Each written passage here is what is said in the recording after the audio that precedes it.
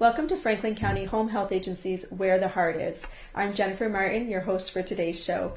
On our show, we bring you information about the agency's programs and services, as well as helpful tips to help you stay safe and healthy at home.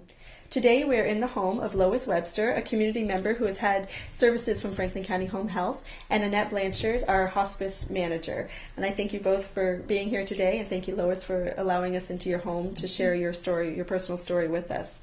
We're going to be talking about hospice, and we'll take some time later for Annette to give a brief background about what the hospice program is, but we want to start with learning about an individual story, Lois and her husband's story. So Annette, if you would start us off giving a background of how you met the family and how the services started, and then Lois can share some personal story with us. Sure. I met Stan and Lois about 2 years ago after they had come home from rehab and were needing home health services. Stan was very weak and needing assist with personal care, skilled nursing for medication assessment, cardiac assessment, had some heart disease. See how he was coping with what was happening, and physical therapy for some exercises. And he had been a home care patient for about 2 years, and he wanted to be at home and remain there. And over that 2-year period, we saw Stan decline and lost weight, eating less, not really participating in home exercise program, just getting tired, and recognize him for himself that his time in life may be limited. And then he had some episodes where he was in the hospital for dehydration and just malabsorption of things, and the family had called me to come over and talk to them at the hospital about where Stan should go from here. Should he go back and try rehab to see if he could gain strength and get nutritional status back, or was it time to pursue hospice? And knowing that he had been a patient and we had seen the decline, and knowing Lois and what Stan's wishes are, that he wanted to be at home, it was time to have hospice and have him come back home and be comfortable and have end-of-life services at home. Okay. And so then you started bringing him home, and Yes. shared with us how that experience was to come home. We started hospice in the middle of July, just after he came home from the hospital. And the girls started coming 4 times a week. Mm-hmm. And by the time we had come to end of life, they were coming every day. Mm-hmm. But they're a wonderful organization. Everybody that has someone that they feel that they have to take care of, that's the way to go. Yeah. It's home health and hospice. He had been sick for quite a while. When we went into the hospital the last time, they said, well, if you'll eat something, then you'll be able to go home. Well, he'd eat, but it didn't help. Mm-hmm. And the minute I brought him home, he wouldn't eat anymore. He didn't want to eat anymore. So Annette suggested we do hospice. And I knew some about it because we talked about it, but it was a little difficult for me at first. Mm-hmm. To deal with the fact that I was dealing with end of life. Up until that time, probably, I kept thinking, maybe he'll have a turn. Mm-hmm. Maybe he'll just all of a sudden feel better, but he never did. Mm-hmm. He never came to that point that I could say, well, I think he's a whole lot better this week than he was last week. He didn't get any better. Yeah. And when the girls started coming every day, it was good, because that was a goal, to keep him clean and warm and fed when he wanted to be and not when he didn't want to, which was most of the time. But he still was reading 2 or 3 books a week. And sometimes he'd watch television, but he wasn't much of a television person anyway. But he would watch nature. Because he loved, as you can see, he loved birds and animals. Most of the birds here he carved. And he was just always doing something. So as he got weaker, he really resented that with himself, you know. Yeah. He didn't blame anyone or anything. He knew that he was getting weaker. to the point where he wasn't able to do what he wanted to do. And I think he was okay with that, being at home. Whereas yes, if he wasn't at home, he wasn't happy. He wasn't happy. He was not happy at rehab or a hospital or anywhere. He just didn't want to be there. Yeah. Well, you consider for the family, there's so many things to consider, but for the dying patient, you can talk about this a little bit, and that the stages you go through to recognize that this is changing and you know, something new to get used to. Yeah, and it is a process. It's not a decision that happens overnight. Like it's a process. It's recognizing that you're tired and you don't have the energy and you don't have the appetite, and I don't want to pursue anything aggressive, and I just want to be surrounded by my family and have people coming in to help keep me comfortable. It's really a gift that Yes. you guys were able to honor that for him at home. And we've all been happy with that. All of us, all 5 of us, 4 children, and well, I have 3 grandchildren, and they were all on board with everything that we did. So that was good. There was no discussing any of it. It just fell into place. And I think sometimes people struggle with, how much treatment do I do? How long do I keep going? And they do it for their families, and they do it for their loved one, and even though they may not want to do it anymore. And the only way to get by that is to talk about it and to experience it and say, I'm really tired of going to the hospital and getting chemo or getting treatment, and so you have to start having those conversations ahead of time. And the hospice program is it's a wonderful program. Annette came and she said it's time to put him on hospice. Well, I had talked with Annette before about hospice, but I didn't fully understand just how much they would do. And when she said, you don't have to make decisions now, and that was like a weight was lifted. Decisions off about my treating shoulders. him and aggressive. Yes, about and treating just, him and so forth. Yeah. And when I could call any time that I needed help, and I did quite a few times, because I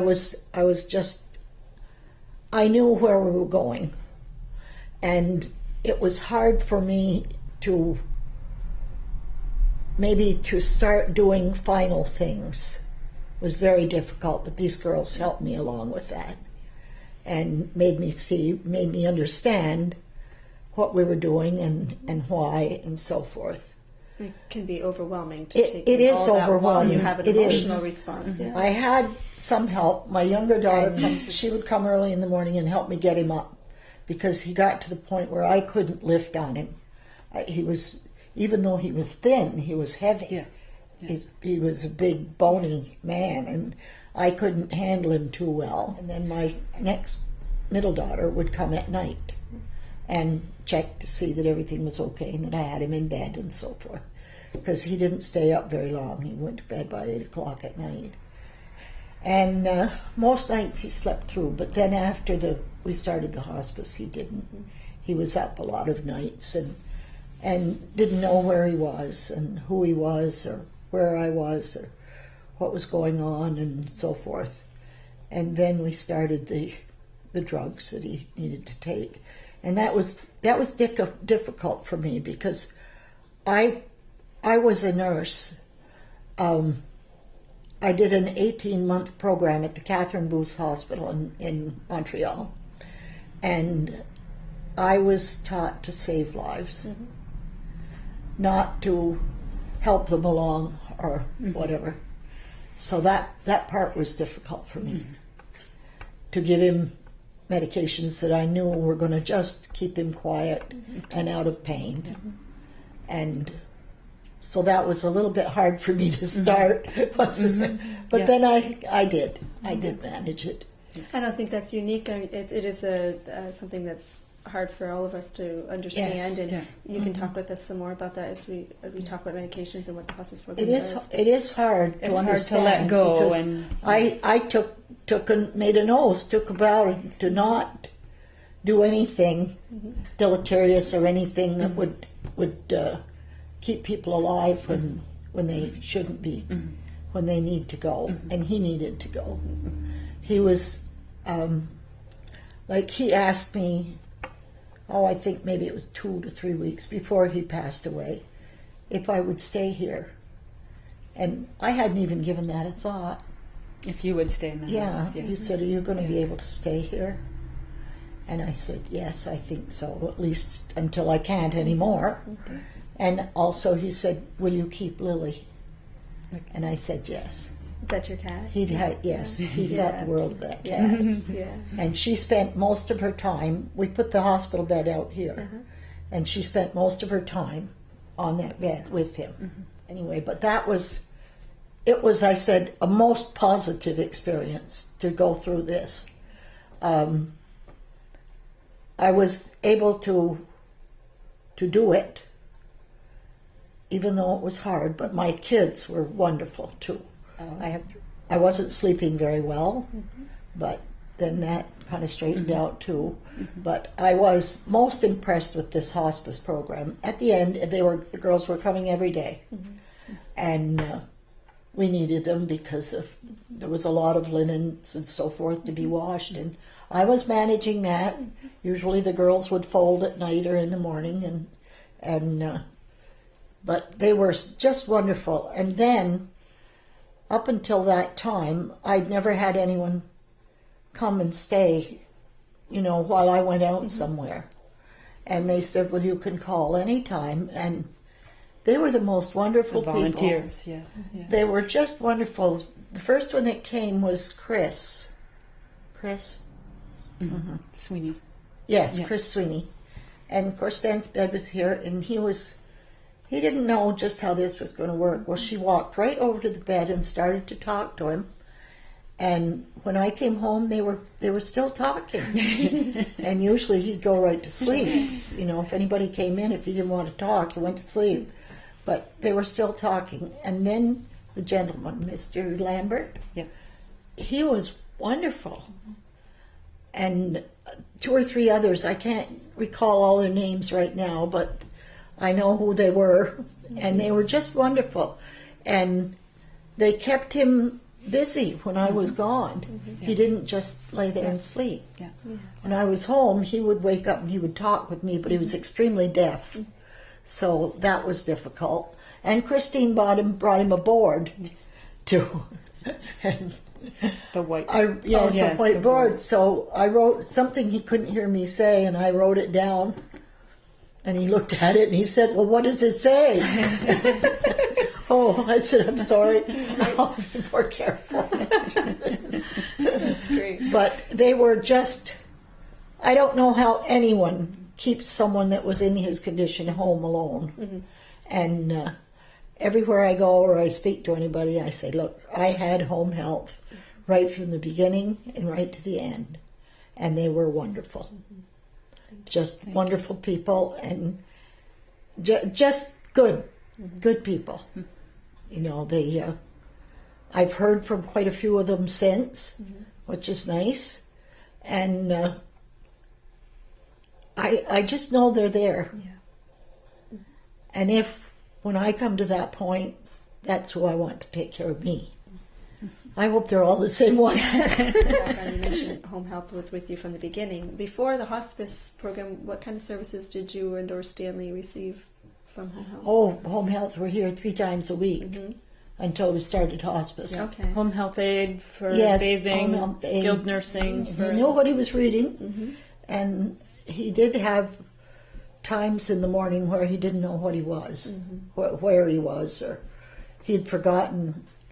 When we came home from rehab, he didn't tell me for quite a while, but he said, when they brought me home that day from the place I was in St. Albans, and I said, yes, rehab, yes, he said, I didn't know that I'd ever been in this house.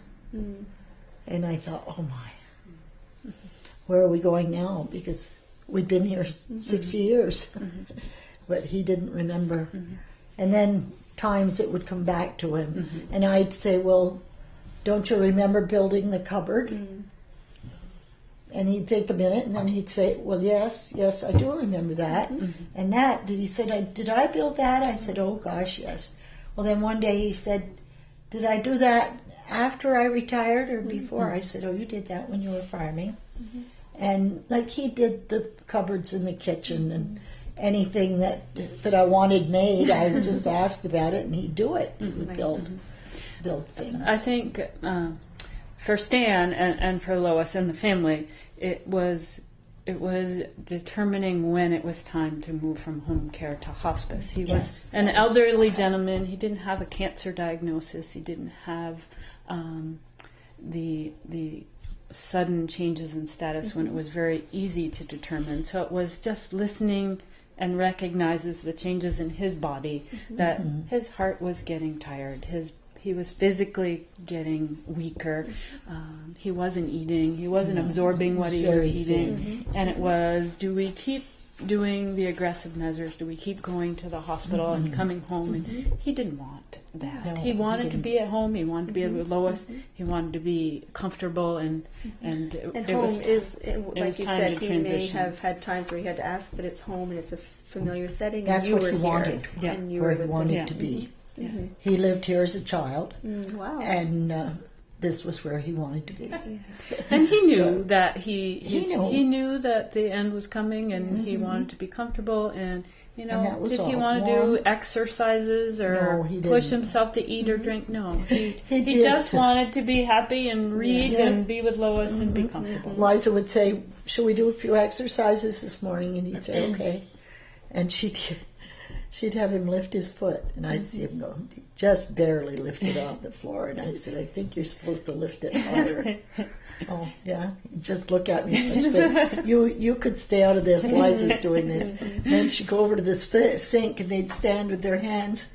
And Stan wore a size 12 shoe, and Liza wore a shoe about this big, and she's standing there lifting her little foot off the floor, and he'd just barely move his foot up, So she'd say, "When will this be over with? I don't want to do this any longer." But he was pretty cooperative about anything the girls wanted to try or do or think would help. So But anyway, and they brought everything from home health to use, most of the things. Yeah. And it like I say, it was just a very positive all the way through.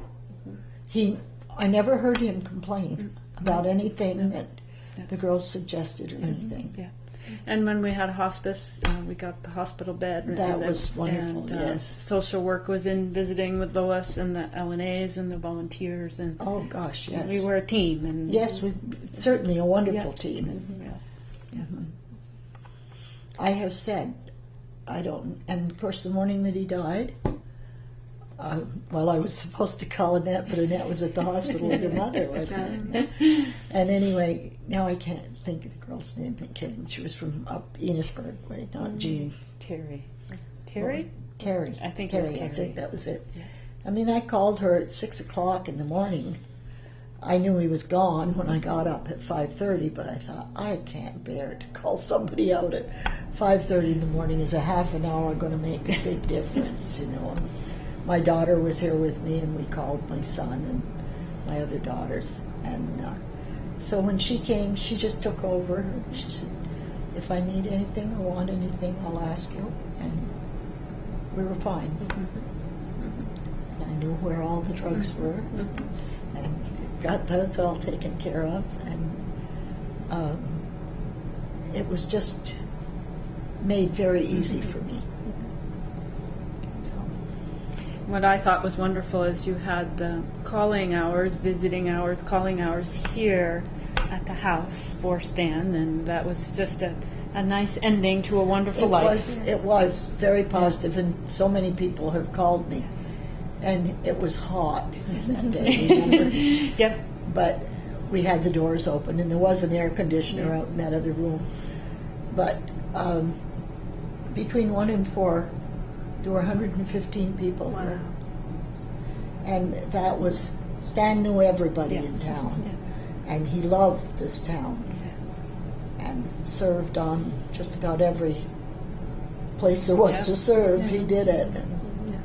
So, again, thank you for sharing your experience, a very personal most experience, welcome. and Franklin It County Home was Health is glad to be in there. So good. Yeah. And I've told women my age that one friend that I've been friends with for almost 60 years, and I said, her husband died 6 years ago, so she didn't have any. And I said, oh, I'm so sorry that you didn't have, you know, when Harold died, that you didn't have this help, because it made such a difference. Because I can remember the night we came home thinking, how am I going to do this? You know, but they had reassured me before that it could happen. It would be all right. Yeah, and I think sharing your story is so important, because as you found yourself in the situation of what do I do, what's out there, and there's so many people, as much as we try to share the hospice story, that we still, it's a lot to take in at that time of your life, and we're so grateful that you can share that story with us today, so that we help let people know there is an answer, and someone who can be there to help you. Yes, there is. And you know, so many people say, oh, I couldn't do that, I can't look after them. You don't have to do it alone. You can do it, but you have this service, and it is wonderful. Thank you. So let's talk a little more about the service, Annette, and certainly got the personal side of it from Lois, but tell us, recap what hospice is, a little bit about the background of how it came to be in our country. So we'll start there. What is hospice? Okay. Hospice is a program for people who are at the end of life, and originally hospice originated in England, and it was a program over in England for people who were at end of life and suffering from a terminal illness, and eventually it worked its way over to the United States. In the 1980s is when it started to gain more focus in the United States as people were dying in the hospital, attached to machines and equipment, and not having peaceful deaths. And it was really a movement to try to get people back at home at end of life, and recognizing that they are at the end of their life and they don't want to continue to pursue aggressive measures, and they want to be home, and they want to be with their loved ones, and they want to be comfortable. And any diagnosis is appropriate for a hospice if the physician and the hospice program feel that the patient has a limited prognosis. So you often hear people with cancer, but it can be other conditions that folks Correct. Cancer, end-stage lung disease, end-stage heart disease, just kind of a failure to thrive in someone who's 95 years old and they're just tired and they don't want to eat and drink anymore, and their body is just worn out, and they're ready to let go. And sometimes that's a difficult transition for families to make, to recognize that maybe they are really reaching end of life, and it's time to pull back a little bit and get them supports and allow them to be comfortable. And that dying is a part of the experience. Dying is a part of life, and it's part of the experience, and it happens to all of us. Everybody. Yeah. So we've been talking about hospice in the home. You receive services here in the comfort of your home, and that's what Franklin County Home Health strives to do. But can the program be provided to people who are not in home? We can. We have provided hospice care to patients who live in community care homes, in skilled nursing facilities. We have provided hospice care to patients in the hospital. And how is it paid for? I guess we all have to ask Medicare certainly pays for hospice. Most private insurances, Medicaid, and some donated private funds also pay for hospice. That's why our agency will do some fundraising to help raise money for needs that we might not get covered through other services. But what can you talk to us more about what bereavement is and what services are offered? Our goal in taking care of any patient and his family is recognizing that this is a difficult time for the family and the person who's dying, and really looking at how it's going to impact the family after the person dies, and especially for people like Lois who've been married for 60 years, and that's a huge loss, and we want to, and we understand that following up with the family after the person dies is as important as while we're taking care of the patient. The care continues. And it's important for us too, because we want to make sure that our families are okay and that they're doing as well as they can, and they've been a part of our lives, so we want to make sure that they're doing I have one daughter, my second, Marilyn. You've met Marilyn. Well, she was very close to her father.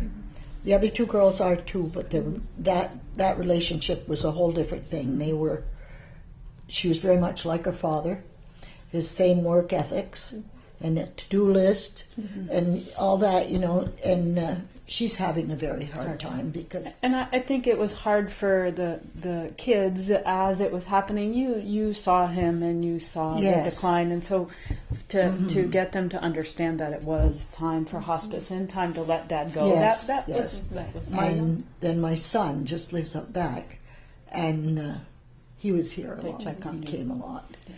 And when he was here this morning, and I said, well, I've got to go, Howard. I have someone coming to do some interviewing and talking. And he said, who with? And I said, well, from Home Health about hospice. Oh, he said, tell them how wonderful I thought they were. He was all for everything that we did. So it makes me think about another topic I want to bring up about planning. And having gone through this experience, are your children trying to talk about what they would like at this time in their life, or do you think that's going to come up, and how had this experience might affect how they view end of life and needs should they get there in their Yes, they do know. Yeah. So you can have those conversations now. We both, as soon as it was when we started care, we both did. Advanced directives. Yeah. So those are all in place. So the kids know exactly what to do. But yes. Talk about that. But if I were ill, they would know that. Your wishes. It would be my wishes to be here as long as I could. It's an important conversation to have with family and loved ones, and talk about wishes at end of life, or if there's a sudden event that happens and you didn't think you were at end of life and now you are. And it's a conversation that you have to keep having with family as you get older and as you start to decline. So a lot of people don't like to talk about death and dying. But it's part of life, and it's something we should always be discussing. Does Franklin County Home Health have tools or a system to help people make this conversation? What kind of questions should we be asking? And we do. We have a wonderful pamphlet and a program called Start the Conversation that we can give out to families, and we've done some speaking around the county on having that conversation and how to have that conversation with your loved one and your family. And we're always available for questions if you're not sure how to approach the conversation. My question is there a right time to consider hospice care? Is there a right time to discuss hospice care? It's always better to have those conversations earlier rather than later, and to recognize that at some point in all our lives we're going to need to discuss where do we want to end our life. Do we want to be at home, and who do we want to be surrounded by, and really have it be part of the plan. Very good. So we've been talking about hospice, volunteer services. Can you touch base a little bit more about how that works? Lois had many volunteers she mentioned here, and that sounded very helpful. How's that system work? Yes. They were wonderful. Our volunteers go through a 12-week training program where they learn about death and dying and how to help a family who's going through this. And then we try to match the volunteers with the patients and the families that we have. Many of our volunteers come to us because they've had a prior experience with hospice, and they value that and recognize that and want to help other people. It's a wonderful opportunity for them to work with patients and families, and they are our eyes and ears for giving us back information. Right, it's all a team. So we work as a team. And you're here in Georgia, and we have a need for volunteers and staff throughout the entire county, so from the other end in Montgomery and Richford area all the way to this side of Georgia, so we're always looking for people who could help you in all those areas. You do just all Franklin County? All of Franklin County, yeah. Very good. Anything you'd like to add before I wrap up today about hospice care and then the situation here? Well, I thank Lois for being willing to sit with us, and thank you all for listening, and if you have any questions about hospice, don't hesitate to call us at Franklin County Home Health, and we'll be happy to answer them. Absolutely. So again, I'm Jennifer Martin, and I've been talking with Annette Blanchard, our hospice manager, and Lois Webster, a family member who would receive services from hospice. And we've been talking today about Franklin County Home Health Agency's hospice program. As Annette mentioned, we are available by phone. You can also find information on our website at www.hcah.org. www.fchha.org to learn more about what we've been talking about today. We also encourage you to talk with your family members and your doctor about programs you may need at home. Again, it's Franklin County Home Health Agency, and our phone number is 527-7531, and we welcome your questions. And thank you both for being here today and letting us come to your beautiful home and having this discussion. We do appreciate it. So thank you for watching, and be well.